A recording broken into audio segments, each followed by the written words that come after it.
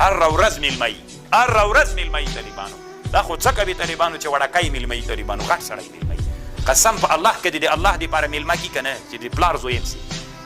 رشوت څه رقم دی او دا یو لوی فساد د طالبانو چې دې ته کېږي. زه به یو اسانه مثال درته وایم. مثلا زه مدرسه لرم طالبانو، تاسو خو ګورئ وینئ کومه ورځ کوم خان راغلی دی مدرسې ته چې زه به نن او که زه طالبانو بله ورځ ته وزیر سومه یا والي سومه که نه، الله مې د خپل منصب نه طالبانو بیا مثال درته یم فرض یې که چې والي سوم که نه، تاسې به مې وینئ چې یو ورځ به پسه را روان وي او بله ورځ به خوسکی را روان وي، بله ورځ ته به بل وایي چې د طالبانو خو که یو اوښ هم خوړلی وي ډېر خوند به یې کړی وي، که د اوښ هم ډېره خوندوره غوښه ده دی طالبانو د چا دپاره راوړي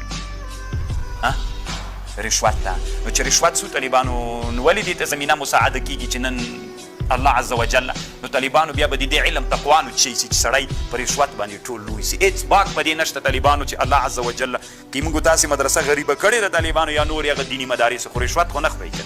علم سره چې حلال وي طالبانو بس دا ډېر لوی شی. نن خو طالبانو داسې جمعې شپه نه ده چې څوک میلمه نه وي. نو چې میلمه یې تا ته لالو ماته ووایه د میلمستیا تا ته څنګه ده؟ حرامه ده، قطعي حرامه ده درته. لکه رشوت ته کم سړی به نن ترنه مستثنا وي. نو طالبانو چې اسلافو کومې خبرې کړي دي که نه چې دا غریبي ژوند ډېر ښه د طالبانو دا ډېره خوندوره